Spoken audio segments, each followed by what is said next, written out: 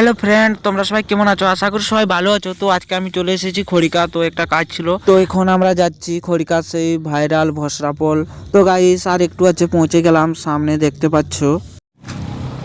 Hello friend, তোমরা সবাই কেমন আছো? তো আজকে আমরা চলে এসেছি ভসরাপলে। তো এখানে ফার্স্ট টাইম এলাম, তো আগে কোনোদিন আসিনি এখানে। এখানে এলে নাকি সবাই ভাইরাল হয়, তাই আমরাও চলে এসেছি এই ভসরাপলে। দেখি তোমরা আমাকে ভাইরাল করো কি না। আর গাইস এখানে যদি কেউ পিকনিক করতে আসতে চাও তো চলে আসো, এখানে খুব ভালো প্লেস রয়েছে আমার পিছন দিকটায়।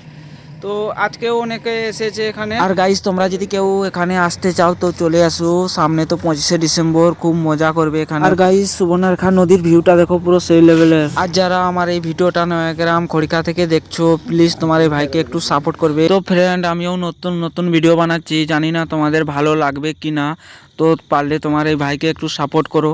তো ফ্রেন্ড আমরা অনেকক্ষণ থেকে এসেছি, তো এখন বাড়ির দিকে রওনা দেব। তো অনেকক্ষণ থেকে এসেছি, আর কোনো দিন এলে ভিডিও বানাবো এই ভসরাপলে। তো এখন আমরা বাড়ি ফিরে যাচ্ছি, আর আমার বাড়ি হচ্ছে গোপীবল্লভপুরের কাছে। তো একটু এসে জঙ্গলের মাঝখানে দাঁড়িয়েছি, আর গাইস রাস্তার দুই পাশে শুধু শাল গাছ শাল গাছ। তো গাইস এখানে দাঁড়িয়েছি কারণ দুই একটা ফটো তুলবো, তারপরে আবার চলে যাব এখান থেকে।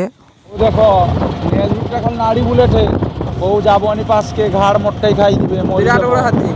তো গাইস রাস্তার সাইডে গরম গরম দোবাজি ছেঁকেছে, তো খেয়ে এখান থেকে চলে এলাম দুজন আবার। আর এই জঙ্গলটায় নাকি হাতি বের হয়, তাই তাড়াতাড়ি চলে যাচ্ছি।